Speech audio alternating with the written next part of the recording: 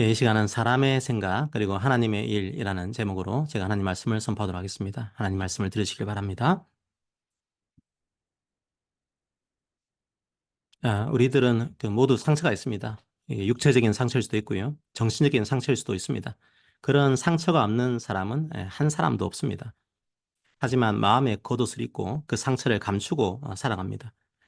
신자라고 해서 상처가 없을까요? 뭐 그럴 리가 있습니까? 직장 생활만 하더라도 어렵습니다. 아무리 저 같은 목사가 기쁨으로 직장 생활 합시다. 이렇게 데시벨을 올려서 설교 단상에서 소리치더라도 사실 잘 안 됩니다. 직장에서 받는 상처는 한도 끝도 없습니다. 요즘 그 노무사들에게 가장 많이 들어오는 사건이 뭔지 아십니까? 직장 내 괴롭힘 사건입니다. 노무사의 그 사이트에 가시게 되면요. 직장 내 괴롭힘 조사위원을 구한다. 이런 의뢰가 수두룩하게 쌓여 있습니다. 우리는 그런 사회에서 살아가고 있습니다. 학생들도 마찬가지고 취준생도 마찬가지입니다. 얼마나 그 마음에 상처가 많겠습니까? 가장 행복해야 할 가정에서도 우리는 상처를 받으면서 살아갈 때가 있습니다. 오늘 성경 본문에서는 한 시각장애인에 대한 이야기가 기록되어 있습니다. 저는 오늘 본문을 읽으면서 이 시각장애인의 장애보다는 이 사람이 받았던 상처가 얼마나 컸을까 그런 생각이 들었습니다. 2절을 봅시다. 제자들이 물어 이르되 랍비여 이 사람이 맹인으로 난 것이 누구의 죄로 인함이니까 자기니까 그의 부모니까. 예수님과 제자들이 길을 가다가 한 시각장애인을 보았습니다. 꽤 알려져 있는 사람인 것 같습니다. 이미 날 때부터 장애가 있었다. 이 사실을 누구나 다 알고 있었죠. 이 장애인을 제자들이 봤습니다. 그러면 제자들이 예수님께 뭘 물어봐야 될까요? 예수님, 이 사람도 고쳐주시면 안 됩니까? 38년 된 환자를 고쳐주시지 않았습니까? 왕의 신하의 아들도 고쳐주시지 않았습니까? 그런데 이 사람은 나면서부터 한 번도 세상을 보지 못했습니다. 이 사람이 이 세상을 볼 수 있도록 주님께서 고쳐주실 수 없나요? 자, 이렇게 물어봐야 하지 않을까요? 그런데 뭘 물어보고 있습니까? 누구 죄 때문에 이렇게 된 겁니까? 이걸 묻고 있습니다. 게다가 혹시 부모의 죄 때문입니까? 이걸 묻고 있습니다. 이 시각장애는 평생 옆에서 이런 소리를 들었습니다. 옆에서 자기를 두고 수근거리는 소리를 들었겠죠. 평생 가스라이팅을 당하면서 살아왔습니다. 내가 이렇게 된 것은 내 죄 때문이다. 이런 생각이 자연스럽게 들었을 겁니다. 내가 이렇게 된 건 내 부모 때문이다. 이렇게 생각하면서 부모를 원망했을 겁니다. 그 당시 유대인들은 모든 고난을 죄와 연결시켰습니다. 개인의 죄에 연결시켰고 부모의 죄에 연결시켰습니다. 물론 이 인간의 타락 때문에 죽음과 고통이 생겼습니다. 모든 고통의 근원은 죄 때문입니다. 하지만 그걸 개인의 아픔에 적용하면 안 됩니다.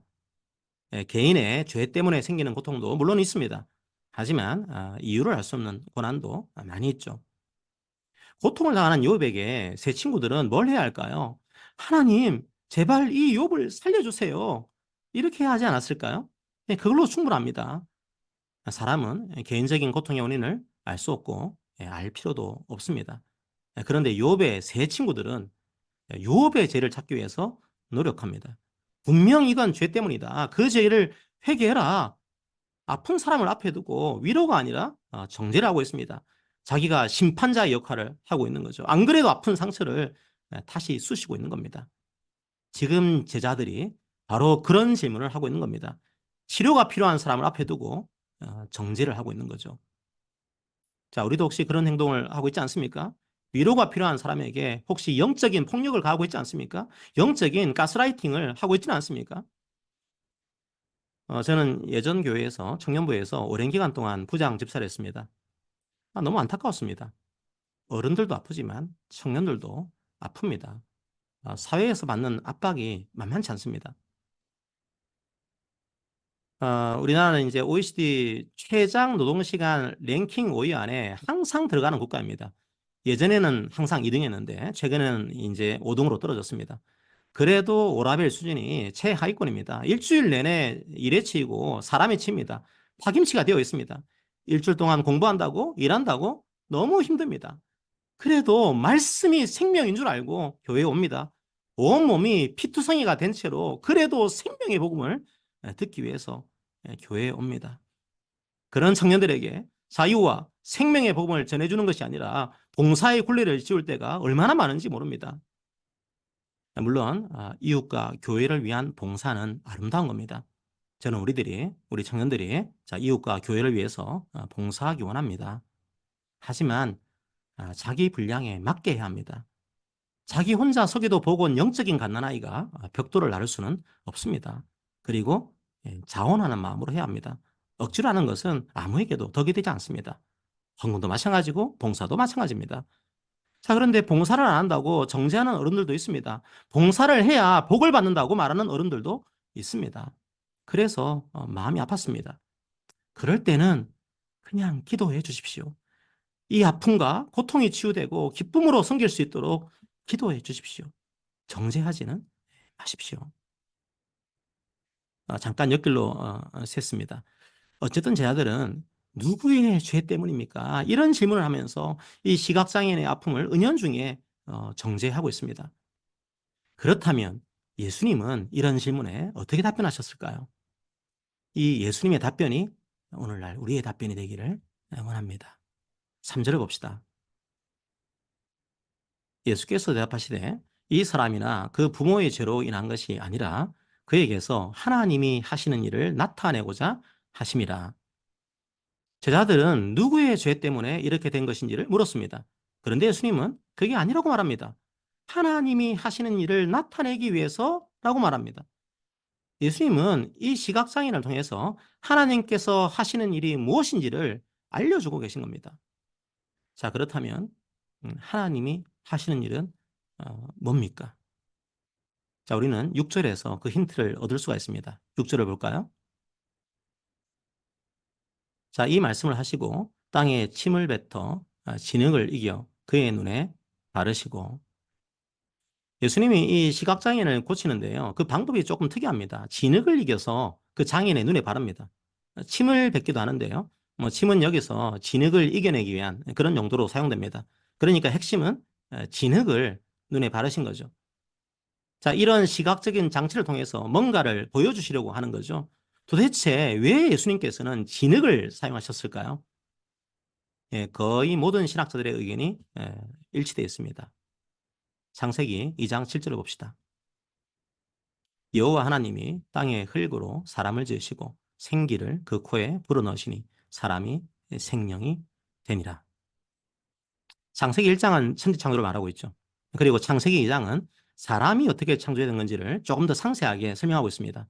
하나님이 사람을 창조할 때 사용한 게 뭐였을까요? 바로 흙입니다. 흙으로 사람을 창조하신 겁니다. 평범한 흙이 하나님을 통해 창조의 도구가 된 겁니다. 예수님께서 왜 굳이 이 시각장애인의 눈에 흙을 바르셨을까요? 바로 그게 하나님의 일입니다. 하나님이 하시는 일, 그게 뭡니까? 창조하시는 겁니다. 하나님은 창조하는 일을 합니다. 생명을 주시는 일을 합니다. 하나님이 하시는 일은 사람을 창조하고 그 사람에게 생명을 주는 겁니다. 지금 예수님은 영적으로 주고 있는 이 시각장애인을 새롭게 창조하고 있는 겁니다. 새로운 생명을 주시고 있는 겁니다. 바로 그게 예수님의 일입니다. 요한복음 6장 38절에서 40절을 한번 볼까요? 우리가 지난주에도 본 성경 구절이죠. 내가 하늘에서 내려온 것은 내 뜻을 행하려 함이 아니요 나를 보내신 이의 뜻을 행하려 함이니라.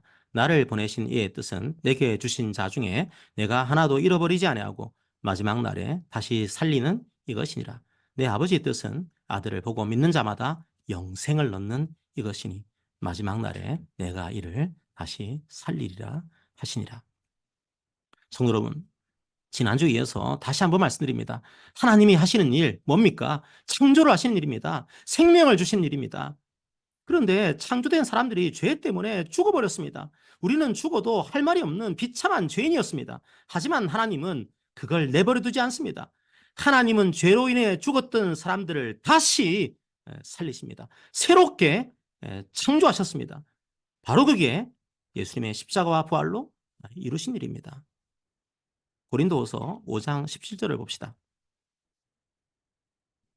자, 그런즉 누구든지 그리스도 안에 있으면 새로운 피조물이라. 이전 것은 지나갔으니 보라, 새 것이 되었도다. 개역 개정에서는 새로운 피조물이라고 번역되어 있는데요. 이 말은 창조라고 번역할 수도 있습니다. 제가 쉬운 성경의 번역으로 다시 한번 읽어드리겠습니다. 그러므로 누구든지 그리스도 안에 있으면 새로운 창조입니다. 바로 이 새로운 창조를 위해서, 바로 이 새로운 생명을 위해서 예수님께서 이 땅에 오셨습니다. 예수님은 이 시각장애인을 통해서 하나님이 하시는 일을 시각적으로 보여주고 계신 겁니다. 제자들처럼 정죄하고 상처를 주는 게 목적이 아닙니다. 영적으로 그리고 육적으로 죽어있는 이 사람을 새롭게 창조하는 게 바로 하나님의 일입니다. 그래서 이 사람에게 새로운 생명을 주는 게 바로 하나님의 일입니다. 그런데 그 하나님의 일은 추상적이지 않습니다. 생명, 영생 이렇게 설명하고 있지 않습니다. 누구의 생명입니까? 누구의 영생입니까? 39절을 다시 한번 잘 보십시오. 나를 보내신 이의 뜻은 내게 주신 자 중에 하나도 잃어버리지 아니하고. 하나님의 일은 무엇입니까? 단순하게 눈을 고치는 이적을 보여주는 것? 어떤 사건을 일으키는 겁니까? 그게 아닙니다. 그건 1차적인 일입니다. 이 시각장애는 예수님을 만나기 전부터, 예수님께서 고쳐주시기 전부터 하나님께서 구별하신 존재입니다. 이미 하나님께서 예수님께 맡기신 존재입니다. 바로 그 한 사람을 다시 살리는 것, 그게 하나님의 일입니다. 예수님이 하신 일이 무엇입니까? 추상적으로 말하지 맙시다. 바로 우리를 새롭게 창조하신 겁니다. 바로 저에게, 바로 여러분에게 새로운 생명을 주신 겁니다. 바로 우리의 이웃들에게 이 영생을 주신 겁니다. 하나님의 일은 바로 여러분입니다. 바로 우리입니다. 바로 이곳에서 예배를 드리고 있는 모든 형제 자매입니다. 지금 이 자리에서 예배를 드리고 있는 우리 모두의 존재, 그 자체가 하나님의 일입니다.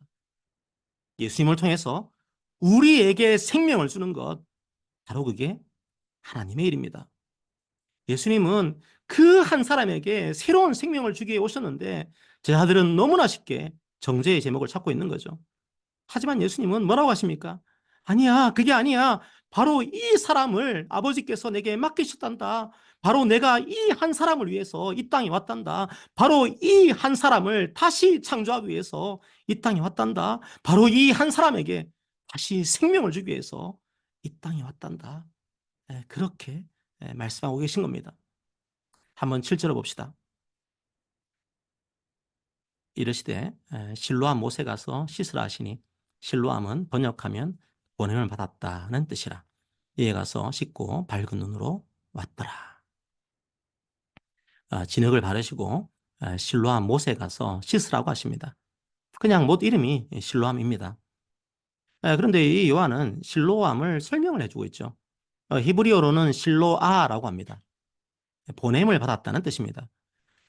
이게 예루살렘에는 이게 기온샘이라는 샘이 있습니다. 원래 실로암 못은 그냥 물 웅덩이였습니다. 그런데 구약시대 히스기야가 기온샘에서 실로암 못까지 수로를 만들었습니다. 그래서 기온샘에서 실로암으로 물을 보낸 거죠. 그래서 보냄을 받았다 이런 뜻으로 부르고 있습니다. 그런데 요한이 이 모세의 역사를 말하려고 이 모세 이름을 설명하지는 않았을 겁니다. 도대체 요한은 왜 굳이 이 실로암의 뜻을 번역을 했을까요? 요한복음 20장 21절을 봅시다. 예수께서 이르시되 너희에게 평강이 있을지어다. 아버지께서 나를 보내신 것 같이 나도 너희를 보내노라. 이 시각장애는 실로암 못에 가서 고침을 받았습니다. 보냄을 받았다. 이런 뜻을 가진 이 못에 가서 새롭게 태어났습니다. 이 실로암 뭘 의미하는 겁니까? 바로 예수님입니다. 예수님은 하나님으로부터 보냄을 받은 분입니다. 하나님께서 주신 사람들을 새롭게 창조하기 위해서 하나님께서 주신 사람들에게 새로운 생명을 주시기 위해서 이 땅에 육신으로 오신 예수님, 바로 그 예수님이 우리의 실로암입니다. 이 실로암의 물로 씻어야 구원을 얻습니다. 생명을 얻습니다. 하지만 이 실로암의 물을 거부하는 사람들도 있습니다. 이사야 8장 6절을 볼까요?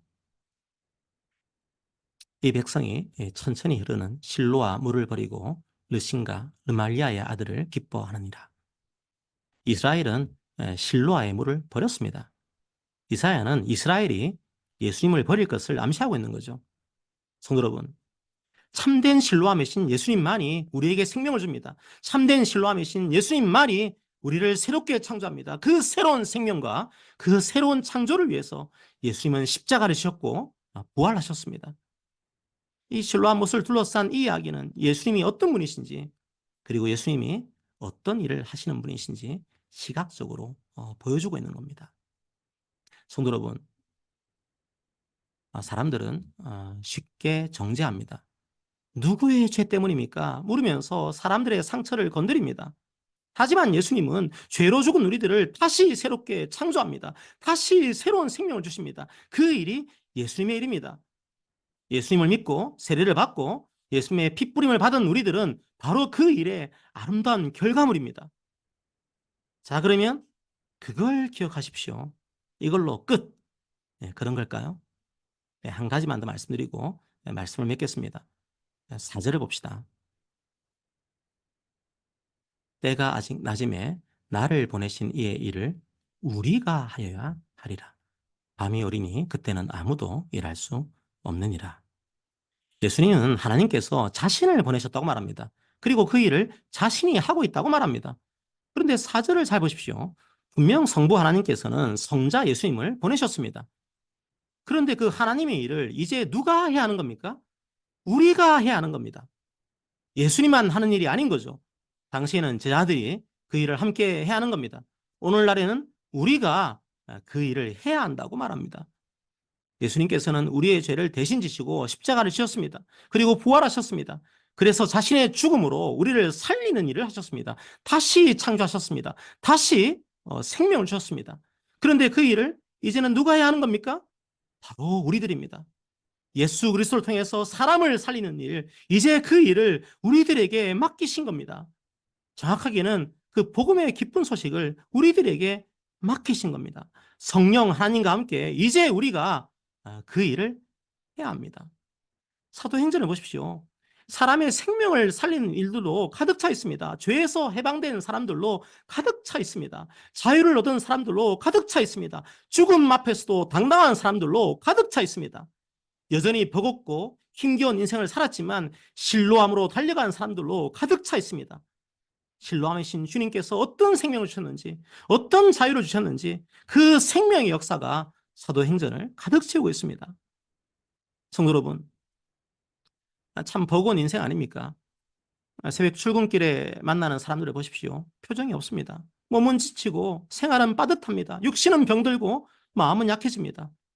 게다가 사회에서 만나는 수많은 일들과 수많은 사람들은 우리를 지치게 합니다. 그래서 낙담하고 실망합니다. 쓰러지고 넘어집니다. 그럴 때마다 사탄은 우리에게 속삭입니다. 누가 죄인이라서 이 고통이 있는 거지? 속삭입니다. 우리와 우리의 주변을 끊임없이 정죄합니다. 주님이 십자가에서 이루신 그 일을 보지 못하게 합니다. 우리에게 주신 그 생명을 누리지 못하게 합니다. 자, 하지만 사망과 저주를 속삭이는 일, 그건 하나님의 일이 아닙니다. 여러분의 마음속에 그런 생각이 들어온다면 예수 그리스도의 이름으로 물리치시기를 권면합니다. 성도 여러분, 세상은 누가 죄인인가? 이런 질문을 던지면서 돌을 던집니다. 서로를 향해서 총을 겨눕니다. 세상은 누가 살릴 것인가? 어떻게 살릴 것인가? 이런 질문을 던지지 않습니다. 하지만 하나님의 일은 살리는 일입니다. 예수 그리스도께서 그 일을 하셨고 지금은 성도들과 함께 그 일을 하고 계십니다. 그러므로 이제 우리도 살리는 일을 해야 합니다. 예수님의 십자가와 부활 복음을 가슴에 품고 예수님과 함께 우리가 그 일을 하기 원합니다. 우리들의 고통과 아픔을 실로암으로 가져갑시다. 그 못에서 그 아픔을 씻읍시다. 그리고 이제 그 고통과 아픔 속에 상처받은 사람들을 살리는 일을 우리가 하기 원합니다. 실로암이 그 일을 할 것입니다. 주님의 십자가와 부활을 믿고 자신의 죄를 자복한 모든 사람들에게 실로암의 물이 역사할 것입니다. 각자의 환경 속에서 각자의 은사를 가지고 자원하는 마음으로 주님께서 이루신 새 창조 역사에 우리가 사용되기를 원합니다. 주님께서 붙이십니다. 주님께서 하십니다. 주님과 함께 동역하는 아름다운 교회가 되기를 기도합니다.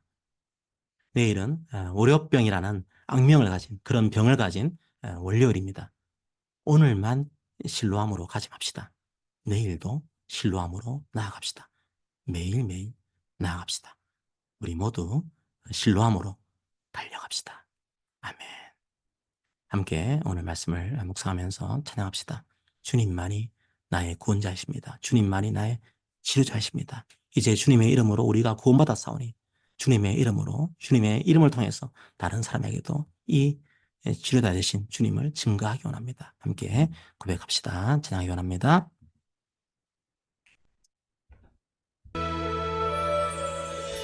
예수 나의 좋은 치료자,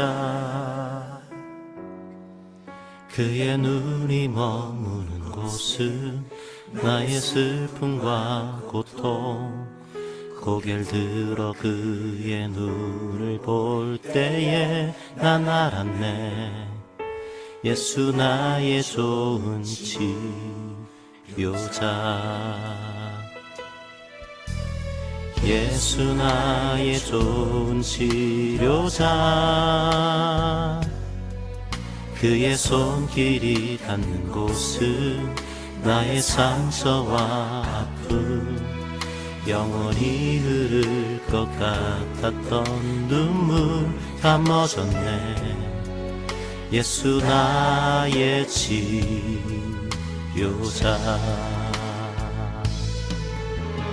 나 노래하리라.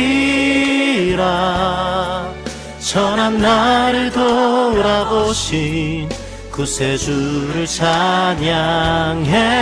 하늘 닿는 곳까지 내 손 들리라. 예수 나의 치료자,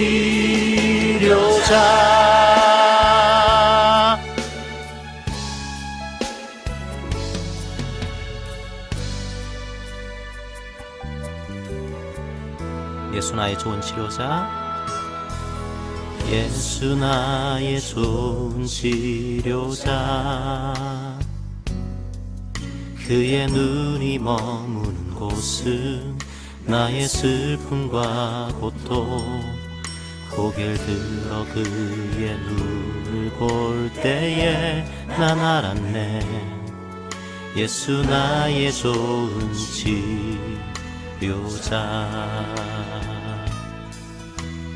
예수 나의 좋은 치료자, 그의 손길이 닿는 곳은 나의 상처와 아픔, 영원히 흐를 것 같았던 눈물 다 멎었네. 예수 나의 치료자, 나 노래하리라. 선한 나를 돌아보신 구세주를 찬양해. 하늘 닿는 곳까지 내 손 들리라. 예수 나의 치료자, 나 노래하리라. 선한 나를 돌아보신 구세주를 찬양해. 하늘 닿는 곳까지 내 손 들리라. 예수 나의 치료자, 나 노래하리라. 천한 나를 돌아보신 구세주를 찬양해. 하늘 닿는 곳까지 내 손 들리라. 예수 나의 치료자,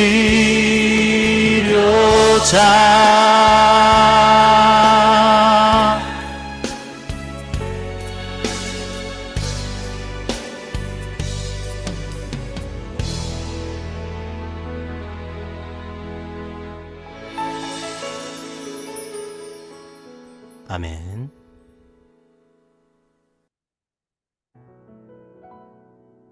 자, 오늘 말씀을 생각하면서 우리 기도합시다. 주님, 우리에게는 아픔이 있습니다. 상처가 있습니다. 그리고 그 아픔과 상처를 세상은 정죄할 때가 있습니다. 그리고 우리가 지은 죄 때문에 허덕이며 살아갈 때가 있습니다. 하지만 주님은 진흙을 우리의 눈에 바르셨습니다. 그리고 실로암에 가서 씻으라 하셨습니다. 이제 우리는 주님 안에서 새롭게 창조되었습니다. 주님께서 새로운 생명을 주셨습니다.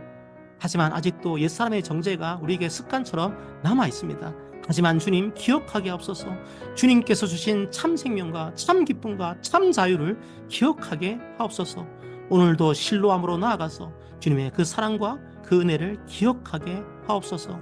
그리고 이제 우리도 주님과 함께 사람을 살리는 일에 동역하게 하여 주시옵소서. 기쁨으로 걸어가게 하여 주시옵소서. 함께 오늘 말씀을 기억하면서 기도하겠습니다. 기도합니다.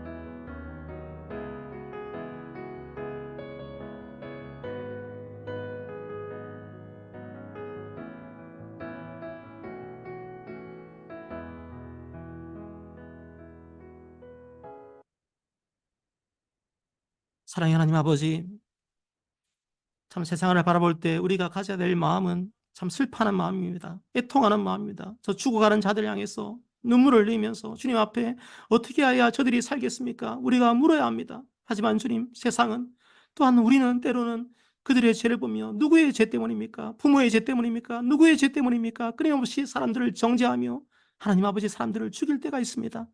하지만 주님, 주님께서는 말씀하십니다. 이제 우리가 하나님의 일을 하여야 하리라.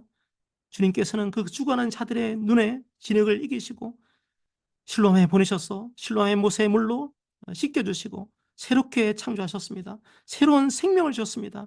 이제 우리가 얻은 것은 새로운 생명입니다. 새로운 창조입니다. 이제 우리가 그 생명을 누리기 원합니다. 그 창조를 저희들이 누리기 원합니다. 더 이상 저희들이 죄책감에 우물에 빠져서 허덕이지 않기를 주님 원합니다.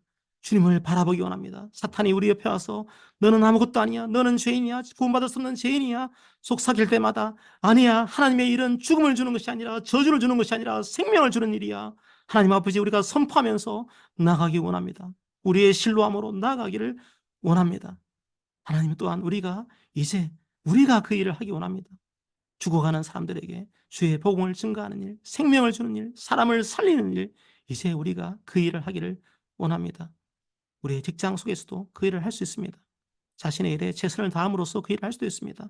직장 가운데서 주의 복음답게 살아감으로써 우리가 그 일을 할 수 있습니다. 우리의 모습을 보고 사람들은 궁금해할 것입니다. 어떻게 저렇게 힘든 사람들이 주의 생명을 가지고 살아갈 수 있을까? 궁금해할 것입니다. 그때 주님께서 행하신 실로암에 행하신 그 일을 증거합시다. 주님께서 진흙을 눈에 바르시고 실로암에 가셔서 씻어주셨어. 그 사실을 저희들이 증거하기를 원합니다. 그래서 우리가 나아가는 모든 곳마다 주의 생명이 흘러넘치기를 원합니다. 우리를 사용하여 주시옵소서. 감사합니다. 예수님 이름으로 기도합니다. 아멘.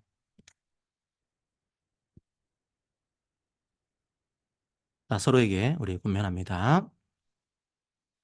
사랑하는 성도 여러분, 세상은 서로가 서로에게 정죄한 제목을 찾기 위해 분주합니다. 하지만 주님은 하나님의 일을 하셨습니다. 예수님의 십자가 보혈을 믿는 모든 자들의 심령을 새롭게 창조하십니다. 새로운 생명을 주십니다. 십자가와 부활로 주신 이 귀한 생명을 소홀히 여기지 맙시다. 우리의 이웃들에게도 이 생명 나타내며 살아갑시다. 사람을 정죄하는 교회가 아니라 사람을 살리는 우리 교회가 됩시다. 아멘.